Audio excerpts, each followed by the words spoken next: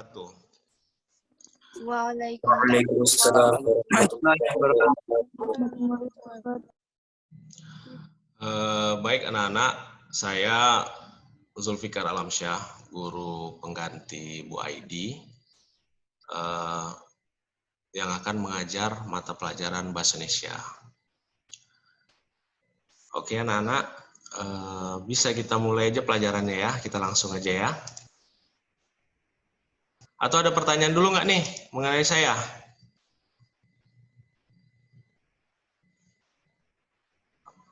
Halo?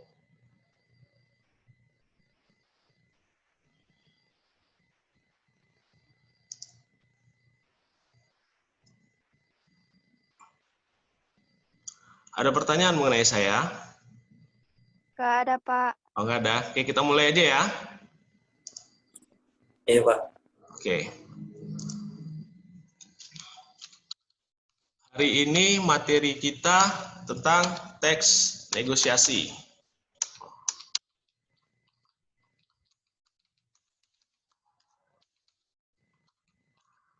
Bentar ya, kayaknya jalan ini. Sebentar dulu. Saya harus...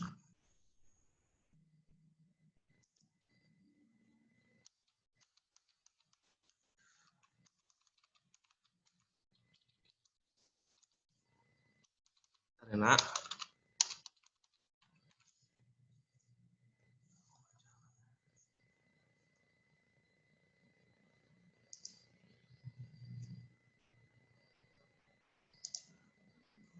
Hari ini materi kita tentang teks negosiasi. Ada yang tahu atau pernah mendengar apa yang dimaksud dengan negosiasi? Apa yang dimaksud dengan negosiasi? Tawar-menawar. Tawar-menawar, oke. Lanjut, ada lagi? Apa yang dimaksud dengan negosiasi? Kita pasti pernah dengar lah apa yang dimaksud dengan negosiasi. Dan itu kata-kata yang sering digunakan lah. Negosiasi, apa yang dimaksud dengan negosiasi? Ayo. Ayo, semangat pagi.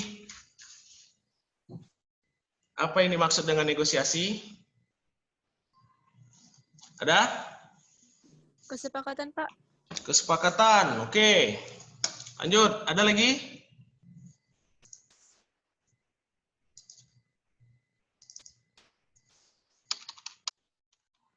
Ya, ini baru jalan nih. Oke, ada lagi apa yang dimaksud dengan negosiasi? Dua aja. Ayo yang lain. Jadi materi kita hari ini tentang teks negosiasi. Oke, ya, kita langsung aja.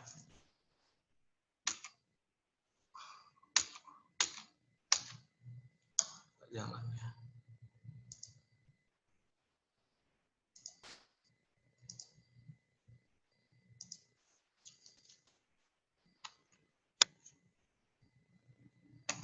Enak. Nggak jalan ya.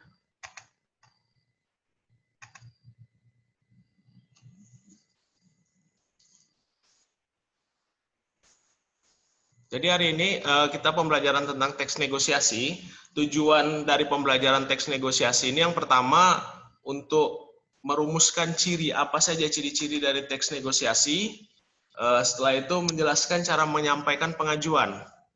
Bagaimana cara pengajuan dalam sebuah teks negosiasi.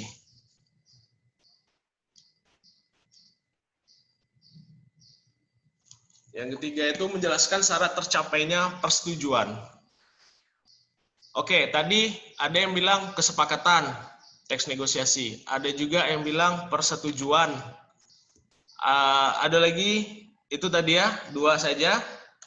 Jadi sebenarnya teks negosiasi itu adalah teks yang memuat tentang interaksi sosial. Interaksi sosial ini berarti ada pertemuan antara dua orang, ada interaksi, ada tanya jawab atau ada pembicaraan di situ untuk mencapai kesepakatan di antara pihak-pihak yang memiliki kepentingan berbeda atau saling bertentangan.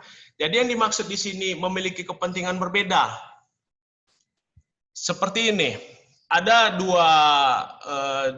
dua perusahaan yang ingin mencapai suatu kesepakatan, tapi mereka kesepakatan mereka berbeda. Yang satu mengatakan, misal perusahaan itu bergerak di bidang jasa, jasanya itu di bawah 50.000, sedangkan perusahaan B mengatakan 100.000, maka mereka akan melakukan negosiasi untuk mencari jalan tengah supaya tidak ada terjadi konflik.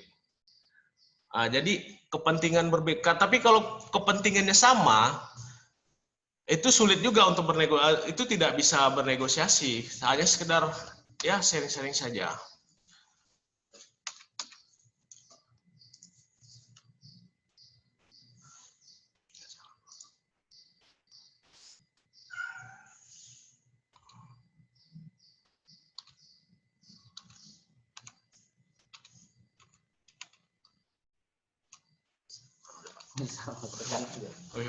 Oke, tujuan kita lihat di sini ya, tujuan pembelajaran yang pertama merumuskan ciri-ciri teks negosiasi. Oke, kita ulang lagi.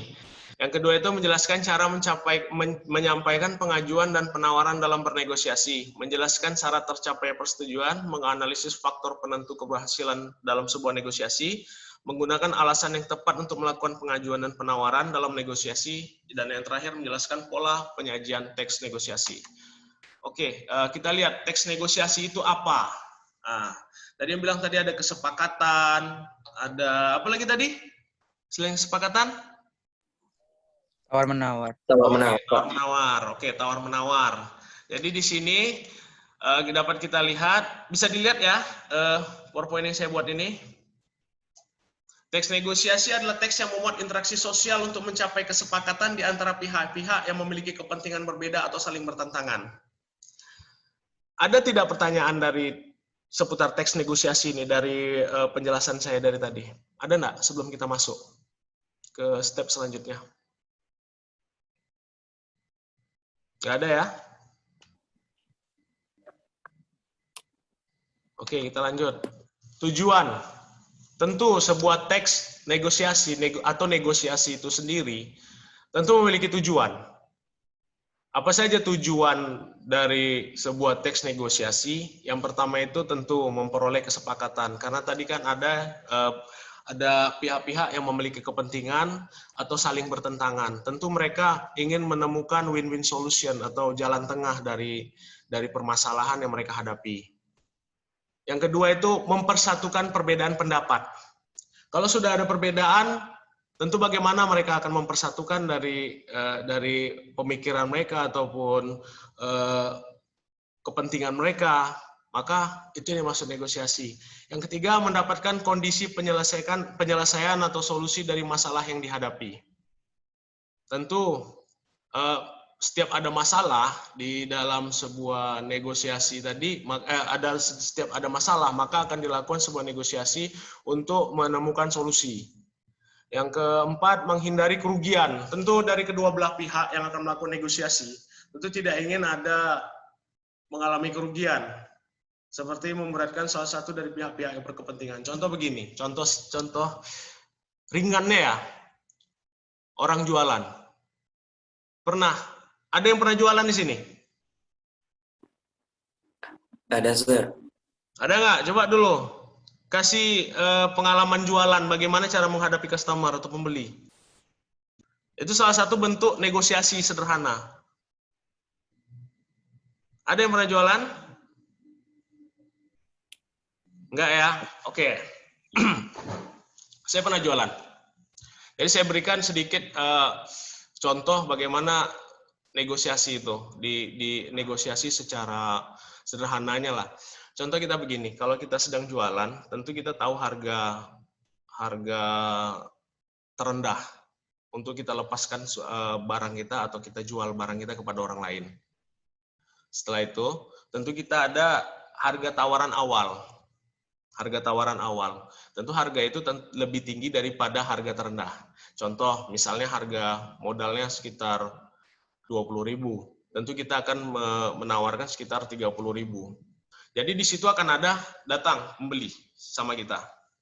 Jadi kita akan tawarkan harga awal, bukan harga dasar 30.000. Di situ akan terjadi.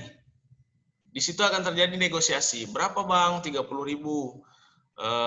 Bisa kurang. Nah, itu disitulah negosiasi. Akhirnya dapat kata sepakat baru bisa kita lepas barang tadi kan, barang yang kita jual. Kira-kira contoh singkat dari negosiasi seperti itulah. Ada pertanyaan? Tidak. Oke, kita lanjut ya. Oke, kita lihat di sini ciri-ciri teks negosiasi.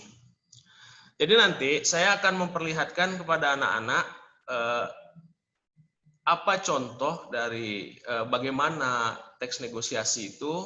Setelah itu kaidah-kaidah kebahasaannya, apa saja yang harus ada. Karena nanti penugasan, anak-anak akan dibuatkan semacam, anak-anak akan disuruh membuat teks negosiasi dari karangan sendiri, atau kita bisa nanti menganalisis teks negosiasi itu seperti apa. Karena nanti dalam teks negosiasi itu ada struktur pembangun dari sebuah teks negosiasi. Oke, kita masuk dulu ke ciri-ciri teks negosiasi. Dalam ciri-ciri teks negosiasi, tentu adanya pihak-pihak yang memiliki kepentingan berbeda. Itu sudah pasti. Kalau kepentingannya sama, untuk apa mereka bernegosiasi? Maka di sini ada pihak-pihak yang memiliki kepentingan yang berbeda. Dan yang kedua, merupakan sarana penyelesaian masalah. Jadi negosiasi ini tidak hanya tertutup kepada jual beli, tetapi juga semua masalah itu memang sebaiknya dilakukan kalau ada masalah dari kedua belah pihak atau atau komunitas, maka akan diselesaikan dengan cara negosiasi. Yang ketiga ini menitik beratkan pada kepentingan bersama yang saling menguntungkan. Sudah jelas kalau negosiasi itu menitik beratkan kepada salah satu atau keuntungan yang kepada hanya salah satu pihak, maka itu akan jadi masalah. Pihak lain tidak akan menerima. Yang keempat, merupakan media penghasil kesepakatan, dan yang terakhir mengarah pada tujuan praktis, yaitu untuk mencapai kesepakatan yang dapat diterima oleh kedua belah pihak. Itu dari ciri-ciri teks negosiasi. Nanti dari ciri-ciri ini kita analisis ada tidak itu dalam sebuah teks negosiasi. Lanjut, kaidah kebahasaannya. Tentu dalam sebuah negosiasi tadi kita ingin menyelesaikan sebuah masalah, tentu menggunakan bahasa yang santun. Yang kedua itu terdapat ungkapan persuasif atau bahasanya itu membujuk. Tidak mungkin kita ada masalah dengan orang lain ketika ataupun dengan perusahaan ataupun dengan komunitas lain ketika kita melakukan suatu negosiasi, kita menggunakan bahasa yang kasar. Mungkin nggak itu? Ketika kita bernegosiasi dengan orang itu, mungkin kita menggunakan bahasa yang kasar? Tentu tidak. Kita menggunakan bahasa yang santun.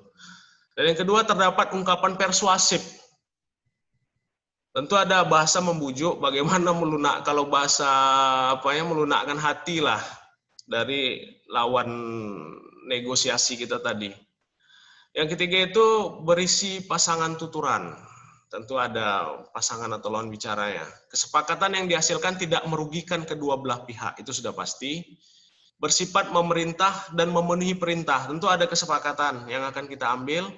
Tentu harus ada pihak yang memenuhi dari kesepakatan tadi. Didasari argumen yang kuat disertai fakta. Itu sudah pasti. Minta alasan dari pihak mitra negosiasi. Andaikan dia tidak menerima negosiasi, apa alasannya?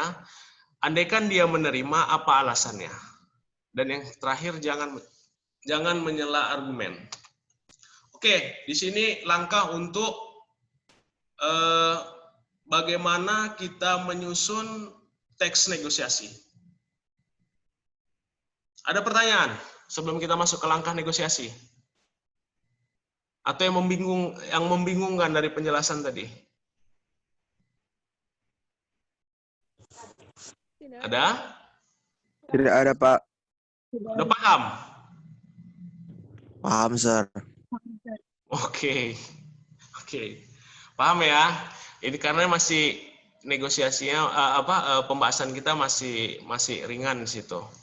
Oke, kita masuk ke langkah menyusun teks negosiasi. Pertama kali sebelum kita melakukan langkah menyusun, tentu kita harus menentukan tujuan. Tujuan kita untuk apa dulu? Teks negosiasi tadi untuk apa? kalau siswa untuk membuat, kalau anak-anak untuk membuat teks negosiasi tentu menentukan tujuan teks negosiasi atau tema dari negosiasi yang anak-anak buat apa. Misalnya teks jual beli, tentu temanya tentang seputar jual beli. Setelah itu menentukan pihak-pihak yang berkaitan. Kalau jual beli, pihak yang berkaitan itu siapa saja? Penjual dan Penjual dan pembeli. Itu udah pasti ya. Ada penjual dan ada pembeli. Oke, menentukan konflik. Biasanya di jual beli, di interaksi antara penjual dan pembeli, konfliknya itu di mana? Harga barang. terlalu tinggi. Harga, Ya? Sir. Harga, Harga. oke. Betul? Selain harga, pasti ada. Selain harga.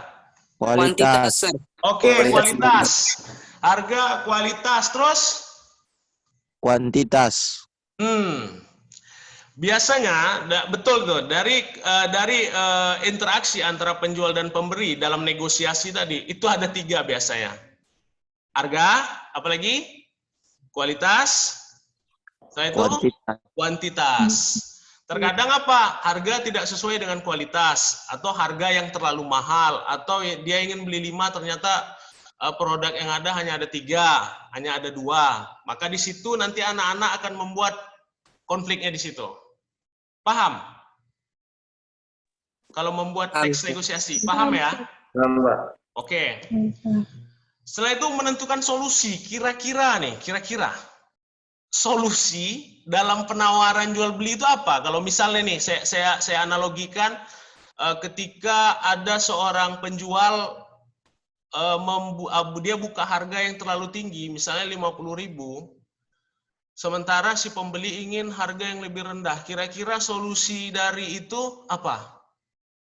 Harganya dikurangi. Penurunan harga, Pak. Penurunan harga atau si pembeli memenuhi harga yang dia diberi oleh penjual, Pak. Oke, berarti ada 2 ya. Kalau tidak pembelinya mengikuti perintah. Kalau tidak tadi kan saya buat di situ ciri-ciri teks kaidah kebahasannya kan salah satu itu harus ada yang mengikuti perintah. Harus ada yang mengikuti perintah. Kalau tidak pembeli, kalau tidak penjual. Ini kita analogikan yang sederhana aja ya, yang sering kita lihat lah dalam kehidupan kita sehari-hari. Itu negosiasi jual beli. Kalau tidak pembelinya yang nurut dengan penjual, kalau tidak penjualnya yang nurut dengan pembeli. Atau ada jalan tengah, tak jadi beli. Kenapa tak jadi beli? Karena tak menemukan kesepakatan. Nah itu dia tuh. Tak menemukan kesepakatan atau dalam negosiasi. Yang kelima, menentukan model kesepakatannya. Model kesepakatannya seperti apa? Kadang ada begini, kesepakatan kalau dalam dunia sepak bola, ada nih yang hobi main sepak bola? Ada? Oke, bisa dengar ya. Kalau dalam dunia sepak bola itu dia ada kesepakatannya itu, kalau misalnya dia meminjam pemain dalam suatu klub, dia pinjam pemain dalam satu klub, dia bayar gajinya dengan opsi peminjaman musim depan pemain itu harus dibeli. Kira-kira begitulah, ada model kesepakatan. Contoh, kalau yang sederhana dalam jual beli, harganya misalnya barang itu satunya 50, terus ditawar pembeli 30.000. Maka penjual akan bilang apa? Kalau ambil 2 saya kasih, kalau tidak harganya tetap 50.000. Pernah dengar seperti itu? Pernah, Pak. Pak. Pasti pernah ya dengar seperti itu. Dibilangnya gini kan, kalau bisa kurang lagi, bisa 45.000, enggak 30.000 aja gimana? Bisa, tapi ambilnya harus banyak. Itulah yang dimaksud dengan model kesepakatannya. Ada embel-embel di belakang kesepakatan itu. Paham ya? Ada pertanyaan nggak? Sampai langkah-langkah negosiasi nih. Kalau nggak ada nih. Oke ya. Oke, di sini saya udah jelaskan tadi. Dalam sebuah teks tentu ada struktur pembangun. Struktur pembangun dalam sebuah teks negosiasi. Jadi di sini dalam teks negosiasi itu bagian awal dari struktur itu namanya orientasi. Apa orientasi? Nanti saya akan jelaskan di slide berikutnya. Orientasi, ada permintaan, ada pemenuhan, ada penawaran, persetujuan, pembelian dan penutupan. Oke, apa ini maksud orientasi? Nih, orientasi itu kalimat pembuka, biasanya ucapan salam, fungsinya untuk memulai negosiasi. Kalau dalam negosiasi pembelian tentu kita nggak mungkin langsung saja kan, kita harus tahu barang yang mau dibeli apa gitu, dan kita memang harus sudah lihat juga barangnya apa. Yang kedua, permintaan, suatu hal berupa barang atau jasa yang ingin dibeli oleh pembeli. Yang ketiga, pemenuhan ini kesanggupan hal berupa barang atau jasa dari penjual yang diminta oleh pembeli. Yang keempat ini puncak, puncaknya ini. Di sini puncak dari teks negosiasi yaitu terjadinya konflik tawar-menawar. Nah, disinilah terjadinya tawar-menawar. Yang kelima, persetujuan, yaitu berupa kesepakatan antara kedua belah pihak terhadap negosiasi yang telah dilakukan, persetujuan.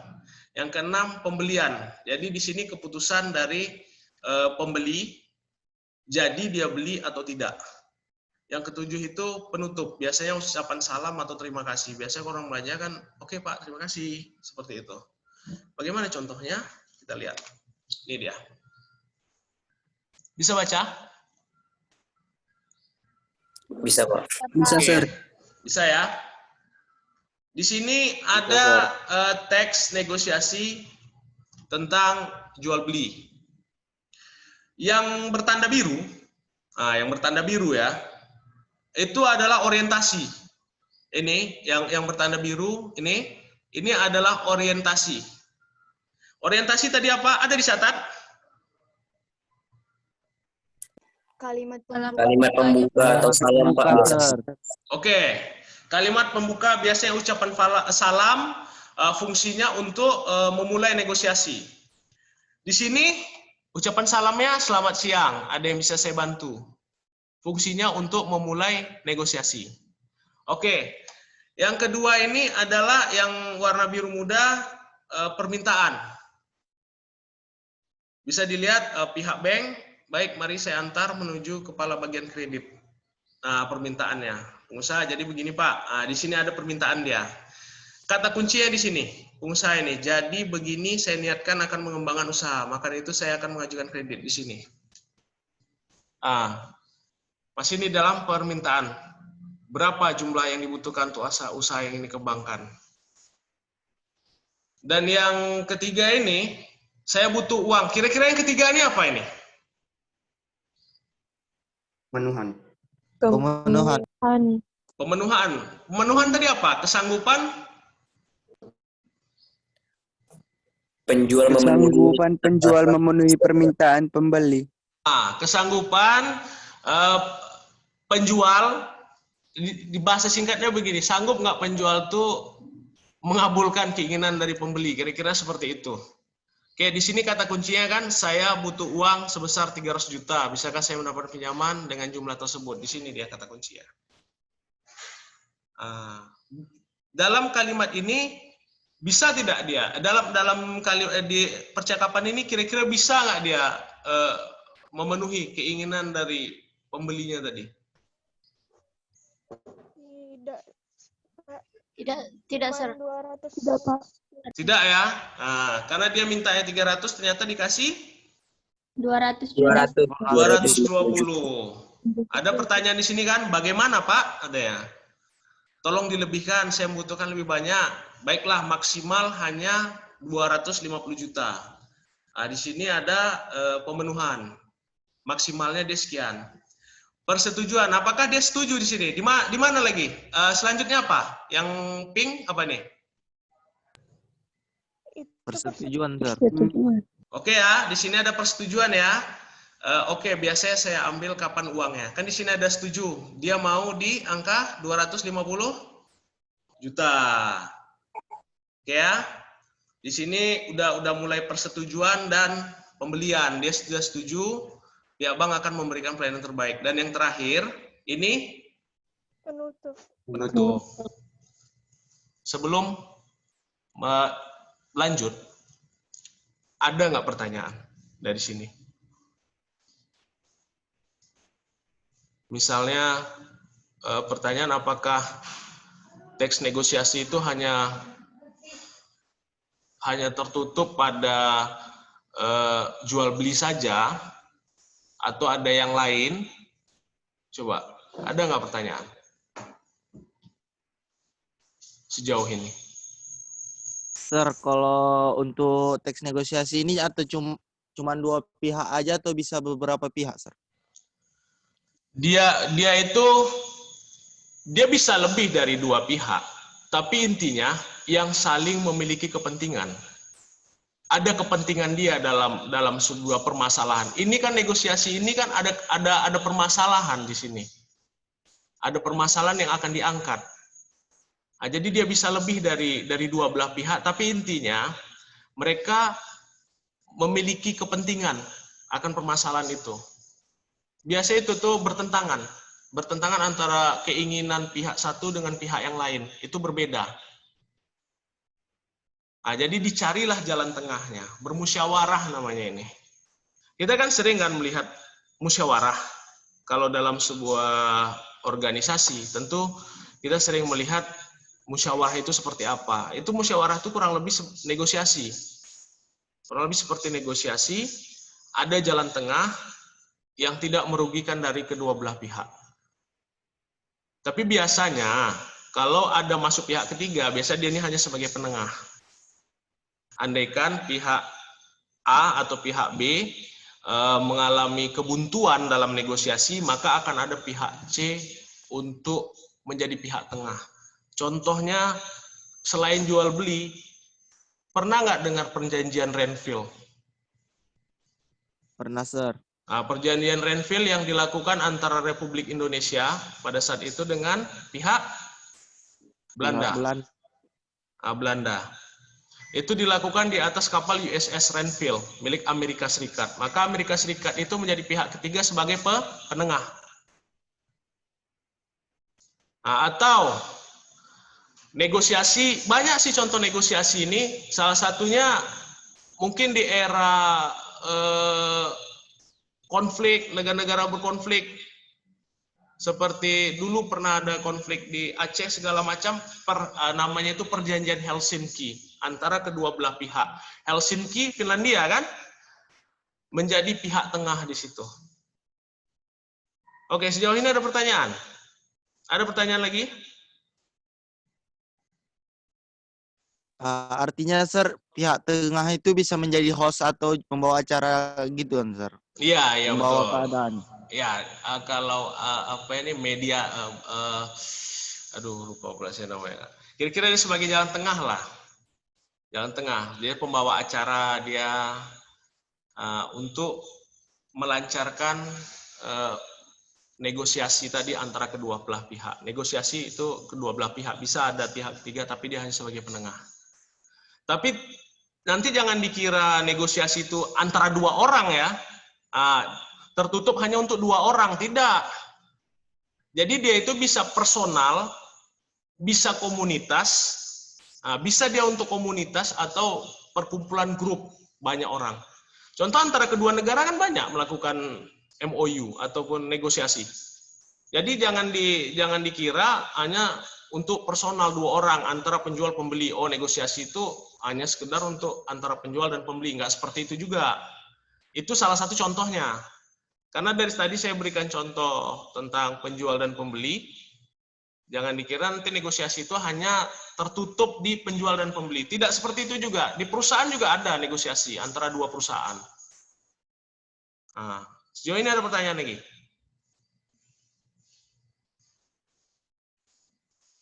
Ada? Pak, untuk dari segi struktur teks negosiasinya berarti nggak mesti 7 ya, Pak? Ya, nggak mesti 7. Nggak mesti 7. Kadang gini, penawaran dan persetujuan ini dia dalam satu tempat dia dibuat. Contoh, ini ya, penawaran dan persetujuan. Coba tengok di warna kuning. Itu pemenuhan sama persetujuan itu, Sir. Pemenuhan sama apanya itu, Sir? Bukan penawaran, Sir. Ya, coba analisa dulu. Yang warna nomor 1, yang warna biru udah jelas ya. Itu tuh orientasi. Permintaan nomor 2 sudah jelas ya. Jadi begini Pak, niatnya saya bla bla bla, saya dari mengajukan kredit. Dia di nomor warna kuning, nomor 3. Coba lihat di situ. Saya butuh. Itu pemenuhan kan? Saya butuh Pemenuhan. 300. Ya kan? Setelah itu dengan apakah bisa? Maaf sebelumnya, tetapi kan jumlah pihak Bapak terlalu besar. Itu kan penawaran. Di sini kan terjadi tawar menawar di sini nih. Antara 300 sehingga dia dapat 220. Jadi di sini nih saya gabungkan antara pemenuhan dan penawaran. Bisa dilihat lagi persetujuan dan pembelian. Oke, setuju. Di warna pink coba tengok. Setuju, 250 cairkan. Dan yang ini kan dia setuju. Iya, saya setuju. Jadi di warna pink itu ada persetujuan dan pembelian di situ. Jadi warna kuning ini saya gabungan antara pemenuhan dan penawaran, dan warna kuning pemenuhan dan penawaran, dan warna pink ini persetujuan dan pembelian. Dan terakhir penutup. Dia tetap ada 7. Tapi terkadang dibuat tuh kayak ini, kalau misalnya tidak ada tanda-tanda saya warnai gini, lebih terlihat ya mana yang akan dinegosiasikan. Oke, ada pertanyaan? Enggak, Pak. Oke, anak-anak sampai di sini dulu ya, Nak. Pembelajaran kita hari ini. Lebih dan kurangnya saya minta maaf. Kalau ada yang kurang nanti kita bisa tanya untuk lebih lanjutnya. Kita bisa berhubungan lebih lanjut. Oke, sebelum saya tutup ada pertanyaan lagi? Oke, nggak ada ya? Oke, terima kasih atas perhatiannya semua. Tetap sehat, jaga prokes, tetap belajar di rumah walaupun kita daring seperti ini, tetap belajar, diulang-ulang pelajaran. Kalau nanti masih ada yang belum memahami materi yang saya sampaikan, langsung hubungi saya. Oke, itu saja. Saya ucapkan terima kasih. Assalamualaikum warahmatullahi wabarakatuh. Waalaikumsalam warahmatullahi wabarakatuh. Oke, stop share.